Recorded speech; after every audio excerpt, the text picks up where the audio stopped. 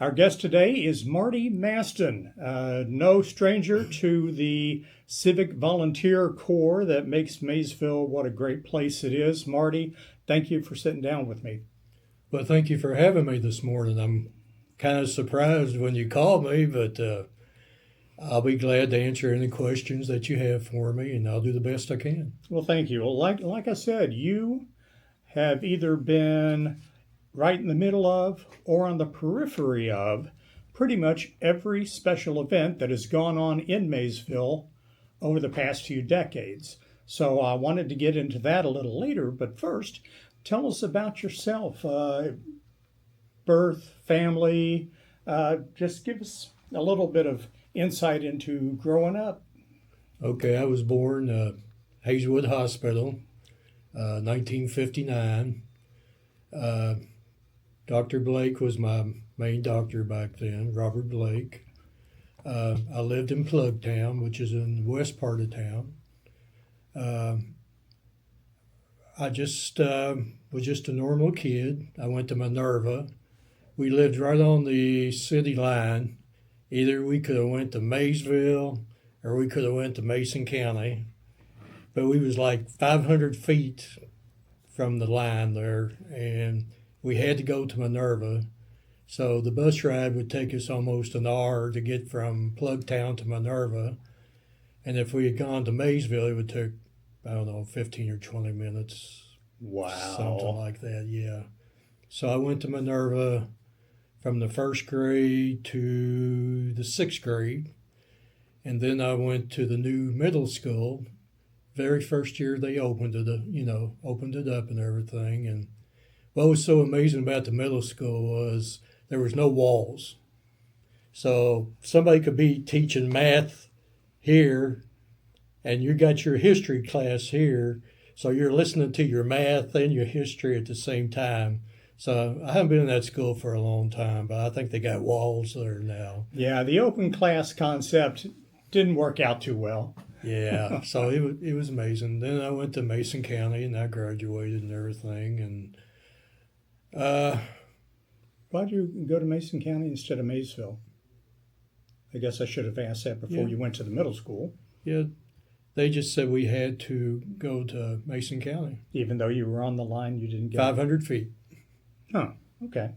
And my parents, asked everybody, So everybody, all my friends and all of us, we all had to go to Minerva, yeah. So I don't know. It was just crazy stuff back then. So how was high school life for you? It was good. I wasn't the smartest kid in the world, but I wasn't. I knew some stuff that was going on. Let's just put it like that. I was kind of a quiet kid, a loner, but I had a lot of friends though, and I enjoyed going to the Mason County basketball games, and I still say the best player that ever played out there was Ronnie Lyons. I mean, he was just amazing. I would always sit on the front seat there, and I just root for him. And I was just a young kid too, and everything. And they had great teams. The Maysville and Mason County, they would have their games, and all the bands would be playing and everything. There was excitement. You'd have to stand and against the railing, and the fire marshal, I guess, wouldn't say anything because that place was. You would have to get there at least 4 o'clock, 3 o'clock, just to get a seat for those driver games, and it was fun back then. And I haven't seen any team matchup that compares to it, at least in today's basketball. The Mason County games, it was amazing. Did not matter how bad one team was, when they were playing against the other, they had their A game on. And it was always a very close final score. That's true. That is just really true. When you got like 6 or 7 state troopers there and the city cops there, and then you got the sheriffs there and Charlie Broad would be there, and and everything. But that was the good old times. So were you a band geek, choir geek, any of that? No, No sports? no, Just studied on your studies? yeah. Okay, so when did you graduate? 1977. 77. And where from there? Well, I didn't go to college. I had a chance to and everything. And going back to the graduation, if I can, Yeah. I had a very good friend, and his name was Robert Haggard, and we called him Bub. And we were just really, really close friends. And he was in a car wreck, and he died. And he was the passenger, and graduation was like 2 weeks. And I found out, and that tore me up pretty bad. So really, I didn't even want to go to graduation. And my parents said, yeah, you need to go, because that's how much it affected me. And we had a seat there with a bow and a ribbon and everything, and a picture of him right there next to me and everything. And that was really sweet. That was really, really good. Yeah. Yeah. I've got a similar story. Graduation night, one of our graduates, her husband shot her to death. Ooh. Okay. Wow. Yeah, it's just stuff like that. It's senseless and not being cold-hearted, but that's not why we're sitting here talking. We are talking about Marty. Okay. So tell us a little bit more about what did you do after you got out of high school? I went to work. Whereabouts? My first job was bonded across the road here. Oh, nice. Yeah. And all your DJs would, that's when y'all was spinning records then. Y'all would come over and get a pop, or the ones that smoked, they got the cigarettes and everything. And I really got to know most of them. Well, a lot of them. My favorite back then was Van Egan. I mean, that man was just awesome. He had the beard, and he wore the shorts and everything, and he'd stomp over there. And he said, "What's up, Mastin?" I mean, he was just the coolest guy. He had the long hair and everything. Brent Van Egan. That is a name from the past. I just wonder where he's at now and what he's doing. I'd love to know. Wow, he was just totally. The others was great too. I mean, Philip Hay, he had the weekends, and he'd come over and get a pop or something too. But all of them you had over here was just fantastic bunch. Era of the DJs, definitely fun, and that's something I'm going to have to pursue in a later video. But we're talking about Marty. Okay. See, I'm not too good at talking about myself because it's a team effort. I always say team. Well, so how long were you bonded? Probably about 7 years. And then I went to Kmart, and I helped stock it and everything. And I worked my tail off there for a couple of years, and they made me department manager. And that was in the automotive section and part of the sporting goods section. And then Hex contacted me, and that's how far back we go on that. And they said, "We'd like to talk to you."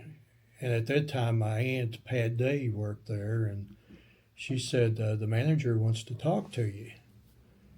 And it's like, okay. So I went and talked to him, and he offered me more money, better hours, and, weekends off. And Wow. I said, "I'll take it." So I put in my 2 weeks. And after that, I went to hospice. I worked and volunteered for hospice for 12 years, maybe. I'm just guessing on that. That's quite a jump going from retail to hospice. Okay. I worked at Clyde's after Hex. I forgot Clyde Barber's company there. And I was produce manager there for about 5 years, maybe. I'm just guessing on these. And that's when hospice I wanted to get into something, and I started volunteering for them big time, and then they offered me a position there, and so I worked there, and then Comprehend called me, and they said, we'd like to talk to you, and it's like, okay, and you have no idea what these people are, wanting to talk to you about, and we talked. They offered me more money, better hours, and everything, and so I started to Comprehend, and I worked there 10 years maybe, and I'm retired now, and I'm enjoying it. I'm staying really, really busy with the fundraising part of it, but it's a joy just working with people, and it's just not me. It's a whole team effort. But the way I started our conversation was, like I said, you have either been in the middle or out on the periphery of pretty much everything, special event, charity fundraiser that has gone on in this area for the past few decades. So tell me what your first one was and how did you get involved? Well, my dad, Ted Mastin, he was with Carl Newman, who used to work here, and they decided they wanted to have something for the community. So they got the Russell Theater. They didn't show no movies. This was like giveaway stuff. And my dad was good friends with Harriet Cardinal. So she donated a couple of bikes and everything. And I remember that. You know how big the Russell Theater is. That place was packed. 550 people on the first floor alone. Packed. Upstairs, balcony, and everything. And I remember that. And my dad enjoyed that so much. So I said, well, I want to do something in the memory of him. So we got our team together, and we wanted to do something, and we had a haunted house at the old VFW hall, and they let us have it for free and everything. And Gary Devon, who I really miss a lot, he was just fantastic. He was our EMC, and we would charge $1, and that $1 would go to hospice. We voted on it and everything, which was fine with me as long as it stayed in the community. Right. And it was called the Zombie Zoo. And Carl Newman was an escaped convict. And it was just amazing what the community, we had the police department there. We had state policemen there. We had 2 guys dressed up as FBI agents. We had a sheriff's. We had a jailer there. And we had him in cuffs, and he had the orange. And I wanted to thank Roger Case for that. And this guy was like 6'5", 6'6", just pure muscle. And he had tattoos on, and he was the meat cutter of the Clydes. So I approached him one day, and I said, hey, man, we're going to put on a haunted house, and we want you to be the star besides Gary Devon. And he said, yeah, and he had this real deep voice, and everything. He said, man, that sounds great. So it was a 2-nighter, and then the first night was just completely packed. And then the second night, it was just complete. We had them standing in line outside. Wow.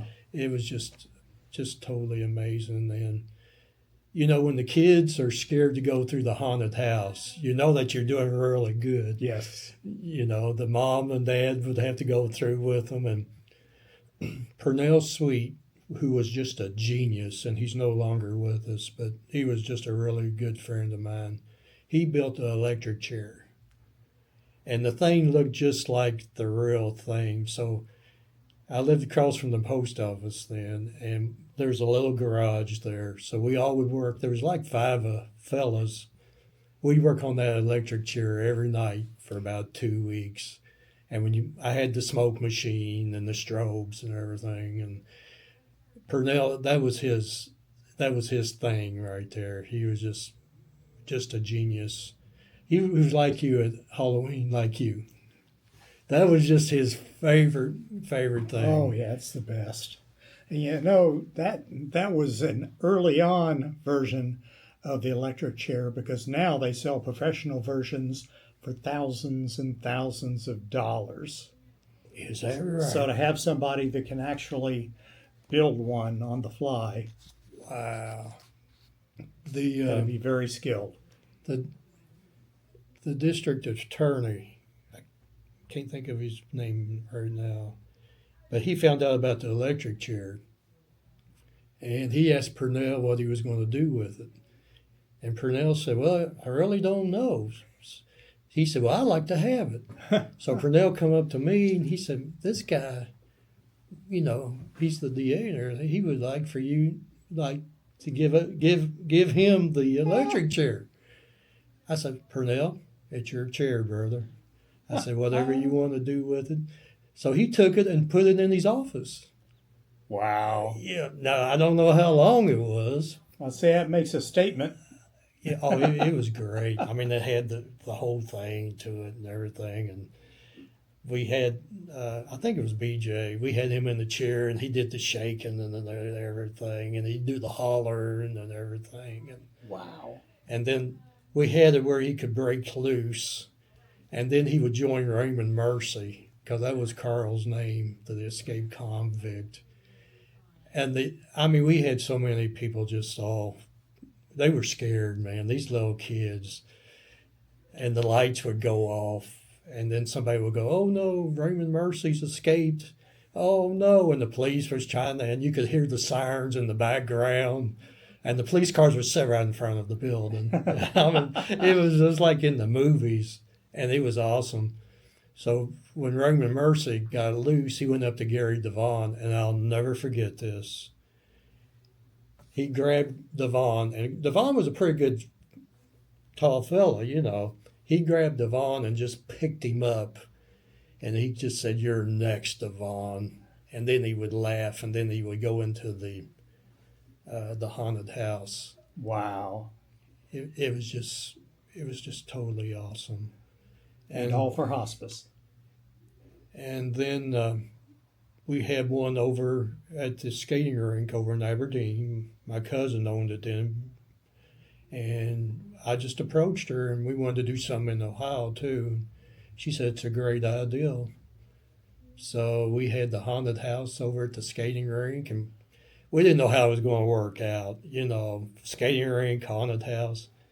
But man, it was totally okay. awesome. Now I'm a little bit out at sea.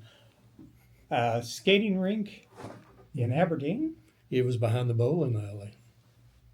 I did not know that. Sure was. Son of a gun. And my cousin said we'd love to do it. So that is too cool. So is that where it pretty much, you got the bug, you want to do things to help the community?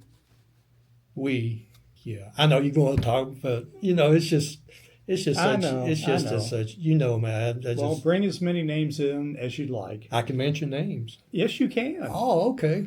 Yeah. No, go ahead. There was, Barbie Redmond, Belinda Atkins Burns. There's just a lot of names. Gary Devon, Sarah Anderson. I remember going to one of the Relay for Lives, and I was just going to go for a few minutes, maybe about an hour, because I love going to them and everything, and I wanted to give a donation. So I met you there. I've known you, but I said, hey, Robert, how you doing? And everything. He said, well, come here, follow me. Let's just see what's going on. And at that time, I didn't even know what you had in mind. So when I got out of the car, I was there to make a donation. And then when I was going home, getting in the car, I was going to be ahead of the Relay for Life the next year. So that's excellent. That's where Barbie Redmond, Sarah Anderson, Belinda, and all the teams were just fantastic back then. And the year's goal was 52,000.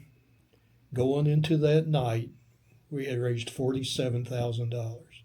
We needed 5,000 to cover what they wanted us to make, and we're doing really good. And this big storm come up, and it just wiped everything out, and we just had to just cancel it, and it broke our hearts because we worked so hard on that. And it was crazy.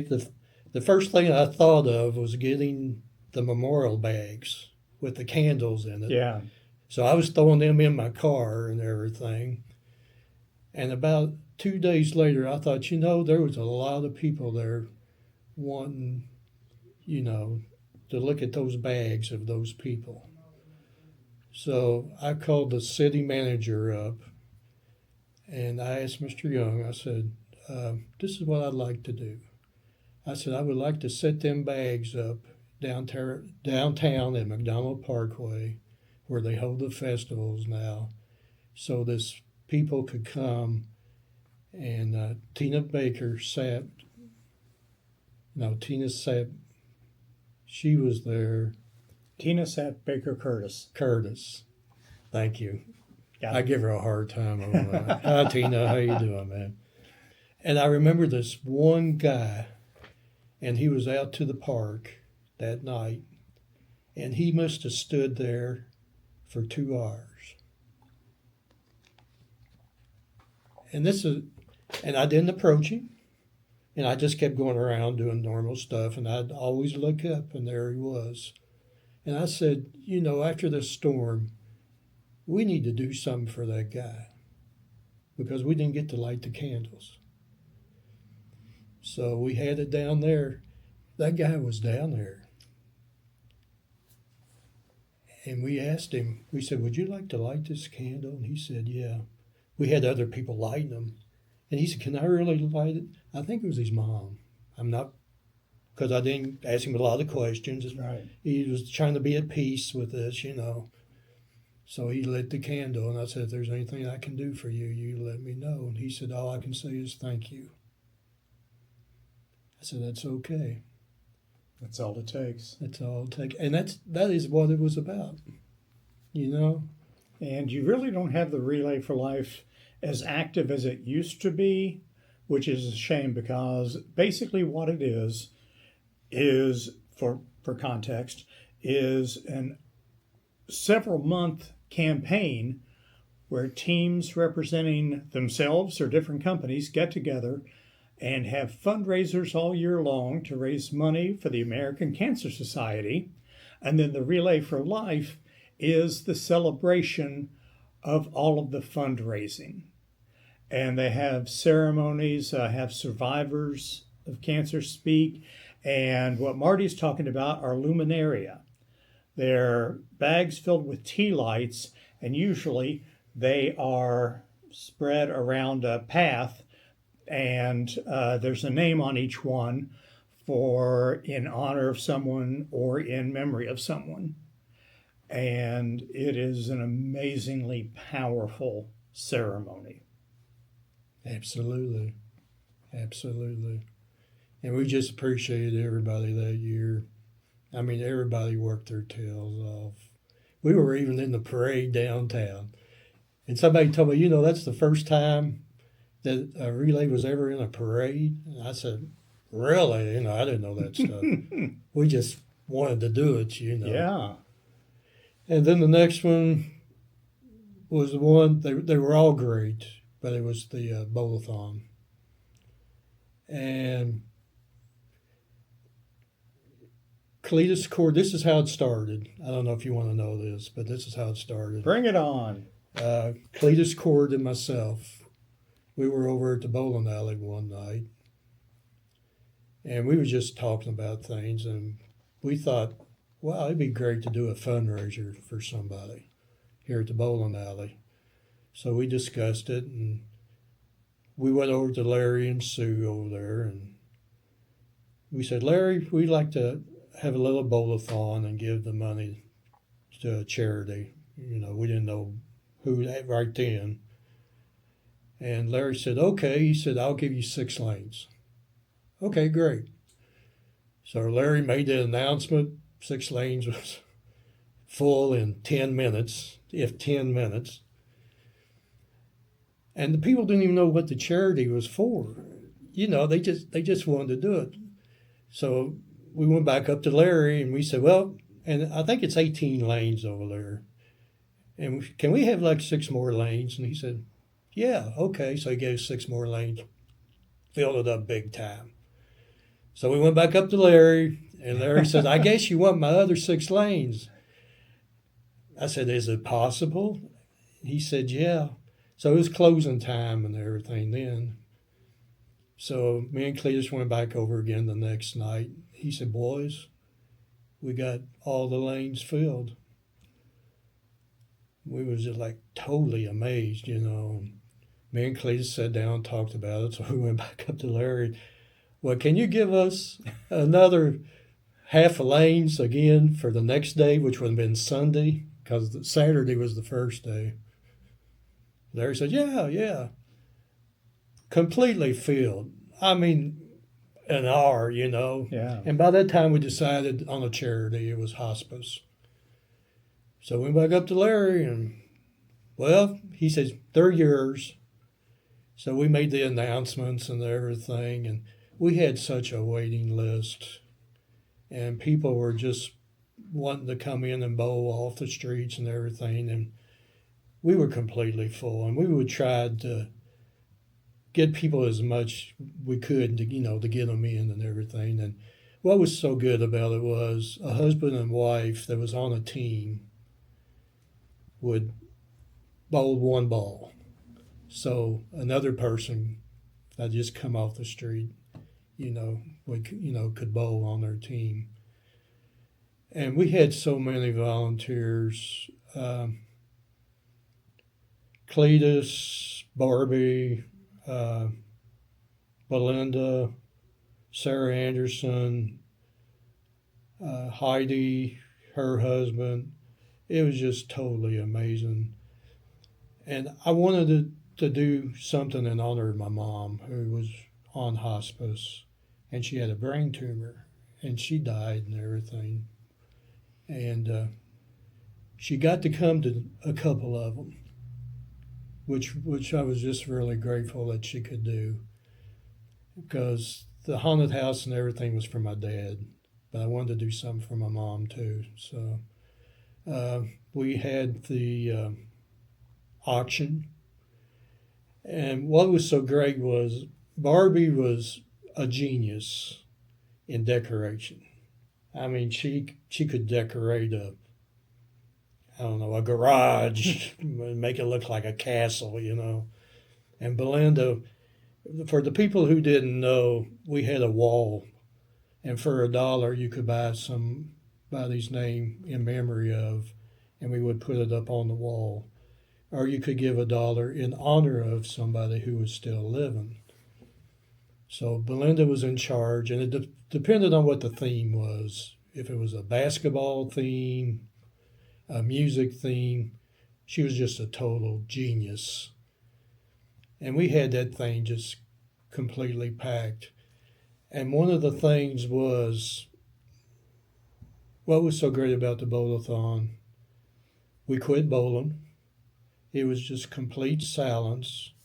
Devon and one of the other volunteers would read off the names of what was up on the board.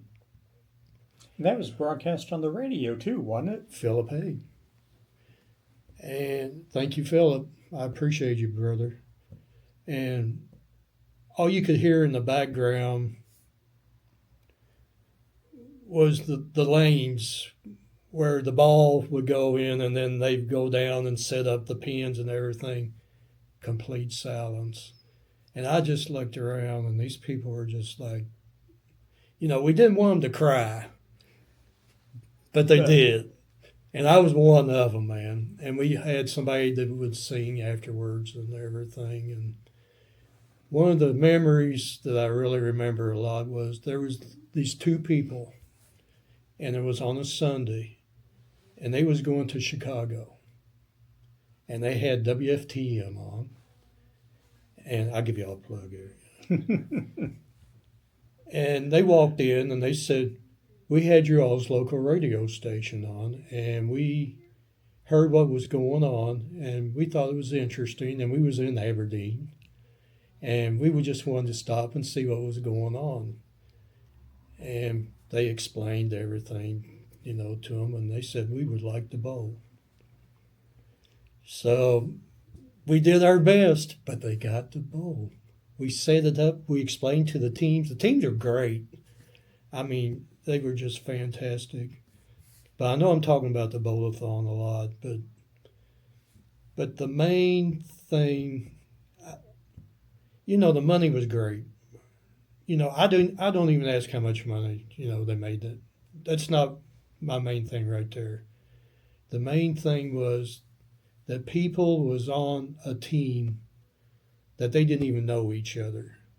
You could have 6 on a team. You could have like 4 family members and 2 members that didn't even know these people that they was bowling with. And at the end of the day, they were just like hugging each other.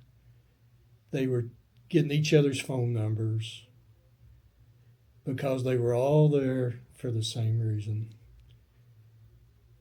And I guess it was like therapy. But they was having fun doing that therapy.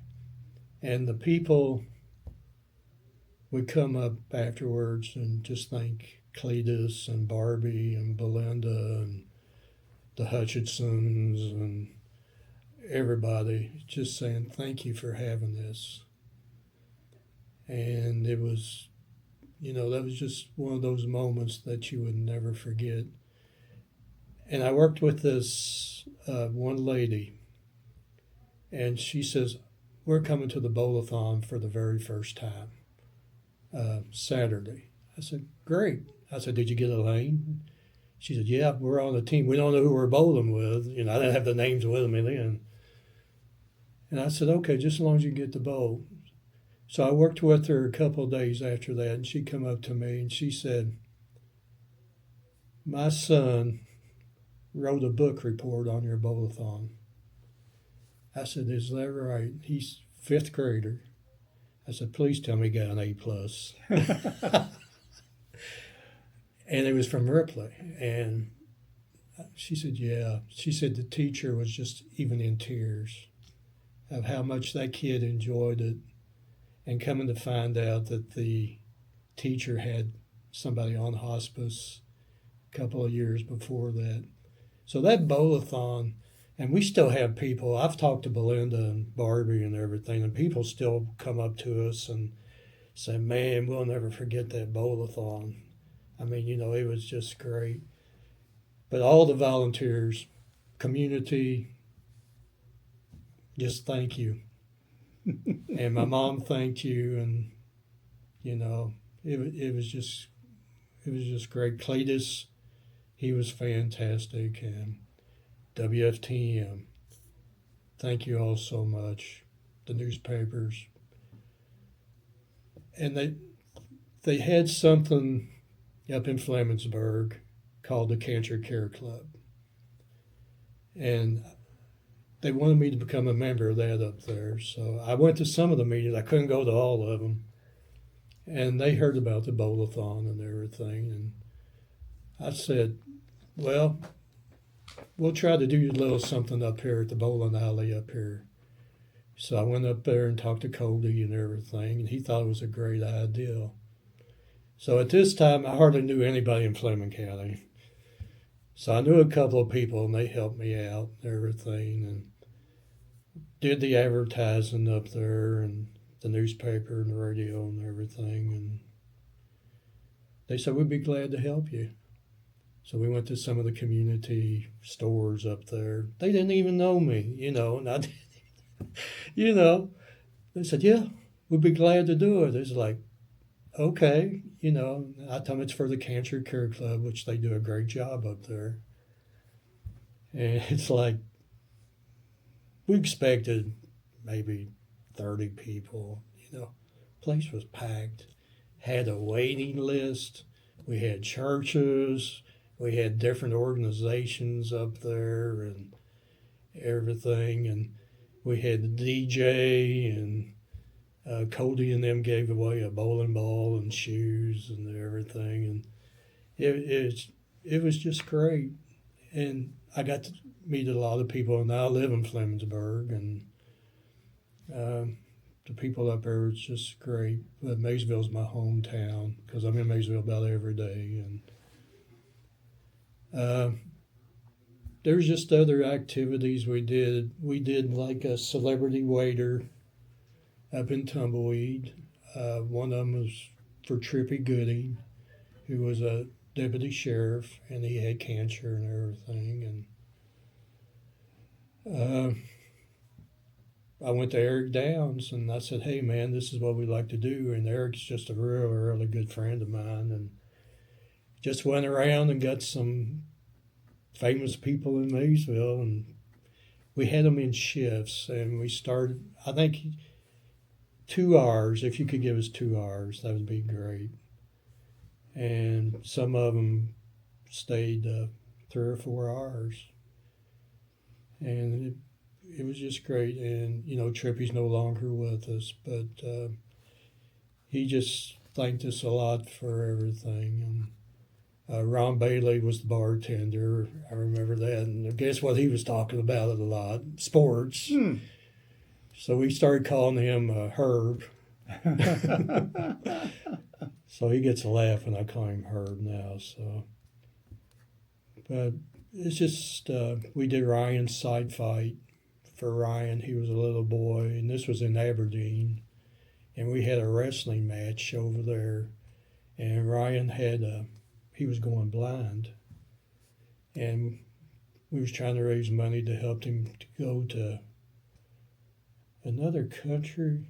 I don't know if it was, I could be wrong on this, China maybe, and all the wrestlers donated their money to him, and it was just a class act by the wrestlers. But the community volunteers, man, you know this. I go bumming or asking, soliciting to these, and I get a really kicked out of John Blakefield, because I would go into Pasquale's and sit there with people and everything, and John would scoot up beside you and say, hey, Mastin, what's up? And it was like, oh, I don't know. And he would put 2 gift cards in front of me and say, there you go. And it's like, I got money. And he said, well, I figured you all got something going on, so I'm going to save you some time. And at that time, we did have some stuff going on and everything. And McRoberts Furniture, Donna down there was just fantastic, and we just appreciated everybody. And there was just so many. We did for Children's Hospital.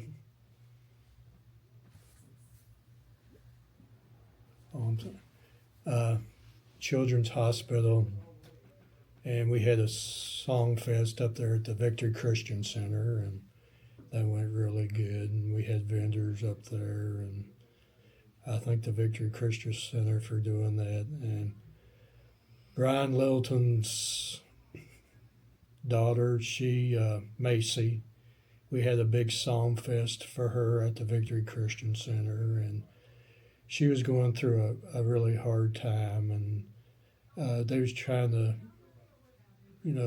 get enough money and everything to go see a specialist up on the East Coast. And I tell you what, we had singers there, and that place was just extremely packed. I mean, and one of the teachers from the high school approached us and said, well, we would like to sell food. Is it okay? I said, as long as it's good with the church and the pastors, it would be great. So by this time, I think Macy was like 7 years old, 8 years old, something like that. I could be wrong, but it was about that age. And we had cartoon characters there and everything. And it was just totally, place was packed, and she sold her food. She sold out and everything, and it just goes back to the community, man. There's just some good people. You hear so much bad stuff going on in the world today, but there's so many people that does charity work in this community, and they do a great job. The diabetes and the cancer, and I tell you, David Horde out there in his organization, they do such a super job. And I've got friends that live in Maysville that's had to deal with cancer, and even though they knew that, they weren't going to be here much longer, stage 4, but they wanted to try. So you'd go to David, and he would ask no questions. I said, David, this is what's going. Don't even want to know what's going on. He says, I trust you. It's like, okay. And, Jean was one of them, and that brought tears to their eyes down there, especially the young lady, because she must have known Jean down there. And their organization with the Cancer Care Club in Flemingsburg, and they all do such a great job. And the thing about the Cancer United is there's still a lot of people that don't know about the Cancer United. So we're thinking about doing something for them, because we have never done anything for them, and they do such a great job. And I would love to do something for them. Don't know what it is yet, but we'll get some of the old gang back together again. And, Barbie would come up past years and say, well, can we do something for this person, And sure, Barbie would come up and say, well, my next door neighbor's cousin, and as long as Barbie and them knows that everything's cool with them, we just don't go have a fundraiser for somebody and they don't know about it, so. But even stuff you're not in part of organizing, you still end up getting your hands in on it. The Maysville, Mason County Area Arts Commission had, during COVID, had a circus, a COVID-friendly circus. It was a drive-through, and you had different circus performers out at the Boys and Girls Club, and you had cars full, stuffed with kids, and they could go around and enjoy all of the different acts that were going on. And as usual, you showed up, and first things out of your mouth, how can I help? That was a great day, man. There was a lot of cars there. Good event. Yeah, traffic control, but everything went smooth. You guys did great. Well, thank you. But like I said, you always, even if it's not your event at the beginning, you end up being a part of it because of your volunteerism, your care for the community, and obviously I think it says a lot about you. I do it in memory of my mom and dad. Yeah. My dad, he was a chaplain, at the VFW for a long time, and I know this is going out of the fundraising part of it, but I do a lot of it for the memory of them. It keeps their memory going, and that's my way of doing it. Well, don't be shy. This is a chronicle, so some of the things you've done. Okay. There's people that would come up to you and, their little girl would have cancer, or, 5 or 6, 7-year-olds, and we would just do little things for them just to get their names out. Auctions. people would come up to us and say, well, we're going to have an auction. And could you help us get started? And a lot of people don't know what to do to get started on something. And you know, the funny thing about that, I learned this from Patty North, who was involved in the first Relay for Life that I started in. And basically what she said, it is amazing how many people she went to ask for help. They were there all along and said, well, just nobody ever asked. And sometimes that's all it takes. Somebody, would call and said, okay, this is what we want to do. Can you help us? And I said, well, give me the details and everything. And they said, what do we have to do to get started? And I said, the first thing is it's got to be here. If you're just going to do something and you ain't got the heart in it, it's not going to work. It's not going to work out very well for you. You may have it, but if you only give like 20-30% of it, it ain't going to happen. So you have to have the heart. You got to have the place. You got to have the time. You got to have WFTM. You got to have the newspapers. You got to get it out there. Got to get it out there. Facebook is just so huge anymore, as you know.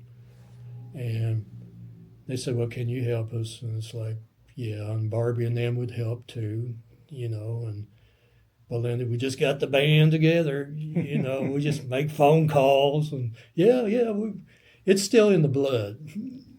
You know what I mean? Absolutely. And we just tried to help as many people as we can because we've never turned anybody down. And one so proud of the volunteers our team is, we've never collected a penny in 30-some years.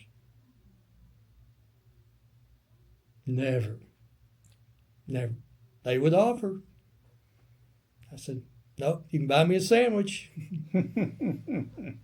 That's incredible. I like Pepsi too, so if you want to throw a big Pepsi in there.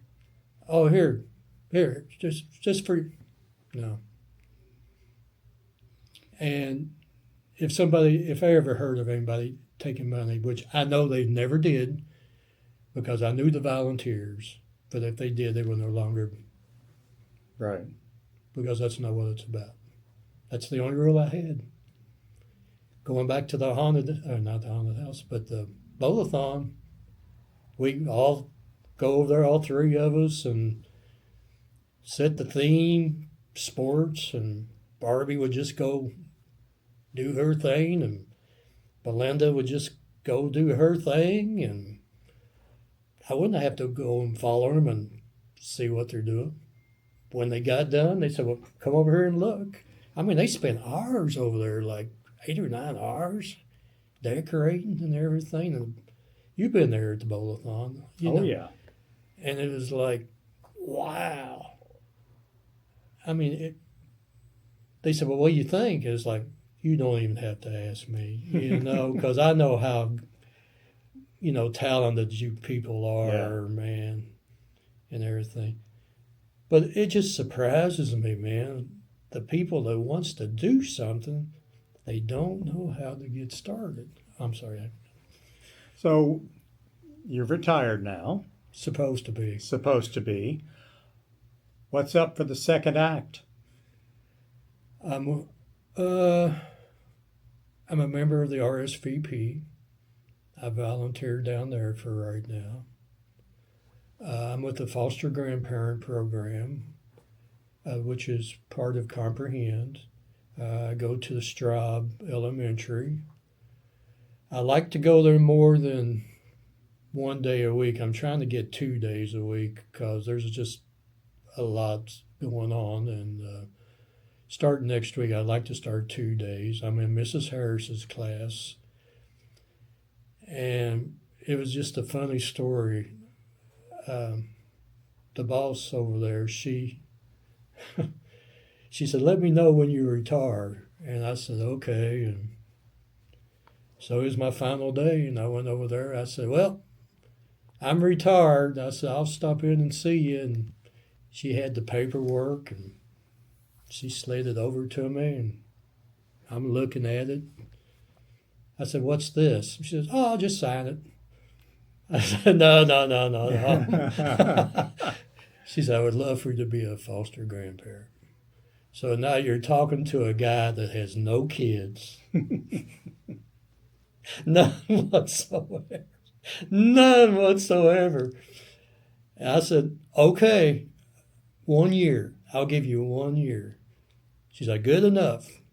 I said, how many hours do I have to work on this? And she said, you can work 1 day up to 5 days. I said, let's start out 1 day. She said, okay. So I went and I done it. So now I'm in my 2nd year now. And I enjoy it. It's great. The little kids, they call me Mr. Marty. And they'll run up to you and give you a big hug and everything. And I like to do more with them, with the kids, because my mom was huge with kids. She babysitted. She taught Sunday school. And that's just another in memory of thing, in memory of my mom. So I'm an only kid, so I'm the only one. Got to keep that Mastin tradition going. And when I'm gone, I don't know who's going to take over, Well, Marty, thank you very much for sitting down, talking to me, and sharing a portion of your life with us and the people who in future years will take a look, because I wanted to focus on things that make Maysville special. I've always said Maysville is the center of the universe, and I think I've proved it time and time again, but it's because of people like you that Maysville is that way. So thank you very much for talking with me today, and who knows, hopefully we can sit down again soon. I appreciate it. I'm honored to do this,